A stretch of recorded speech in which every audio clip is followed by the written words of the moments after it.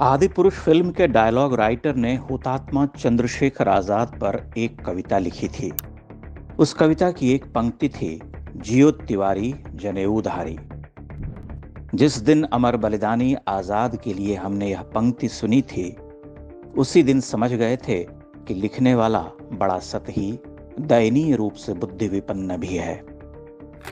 लेकिन विडंबना यह कि साहित्य के क्षेत्र में प्रतिदिन पनप रहे करोड़ों करोड़ लेखकों प्रशंसकों के लिए अब बहुत कुछ कालजयी है और अद्वितीय, अद्भुत, अतुलनीय नमन रहेगा तो लगभग सब कुछ ही है।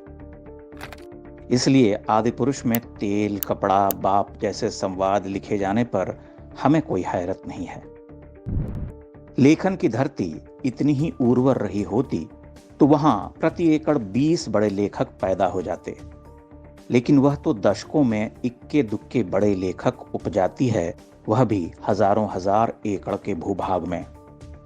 अब चूंकि लेखन और कलात्मक सृजन कोई विशिष्ट कर्म रहा नहीं, वह तो सबके भाग में थोड़ा थोड़ा आ चुका है, अतः सरल है, स्वीकार्यता भी बहुत अधिक है। दूध को दूध लिखने वाला भी कवि है। रामायण महाभारत पर सिनेमा सीरियल की बाढ़ आ गई है। सब ने अपनी अपनी रचनात्मकता का घोड़ा छोड़ दिया है। घोड़ा बेधड़क दौड़ रहा। उसने शास्त्रों के हरे भरे श्यामल खेत को रौंद डाला है, उसे पकड़ने वाला कोई नहीं। इसीलिए आदि पुरुष आया है राम कथा पर भौंडा और विद्रूप सिनेमा बनकर। सिनेमा एक गंभीर कलाकर्म है। श्रेष्ठ महाकाव्य का कथात्मक चलचित्रांकन गंभीरतर कर्म है। वह बहुत संवेदनशीलता, व्यापक अध्ययन, सावधानी, साधना, अंतर्दृष्टि, रचनात्मकता और सुघड़ कल्पनाशीलता खोजता है। रामकथा की निर्मल भावभूमि पर कोई लफंगा दावा नहीं ठोक सकता। ऐसे में कोई भी रामायण पर फिल्म बनाकर उसके साथ न्याय करे, यह असंभव है।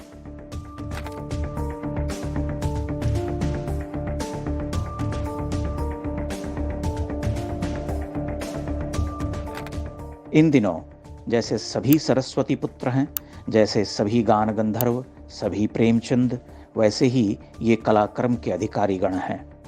वामपंथियों ने अपने एजेंडावादी झूठे लेखन से इस देश का जितना अहित किया है, कथित दक्षिणपंथी एक विशाल भीड़ के उत्साहवर्धन से उससे अधिक क्षति पहुंचा रहे।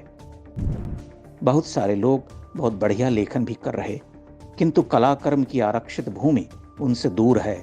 वहां उनका ही एक अधिकार है जो प्रभावशाली भीड़ के द्वारा नायक बनाए जा रहे, जो गोटियां मिलाना जानते हैं, जिन्हें पता है कैसे पैठ बनानी है।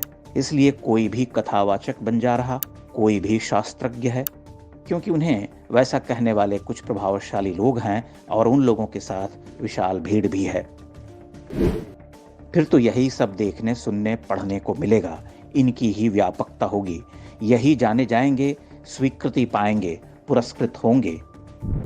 यह कॉकस हर विचारधारा में कामयाब होगी। विचारधारा जिसकी प्रबलता होगी वह ऐसे ही लोकप्रिय किंतु अक्षम लोगों को आगे बढ़ाएगी। वह विचारधारा कौन सी है, यह बात निरर्थक है। इसे कोई साधारण समझबूझ का चक्षुहीन भी देख सकता है। यही हो रहा, यही होगा। इससे उबरने में लंबा समय लगेगा।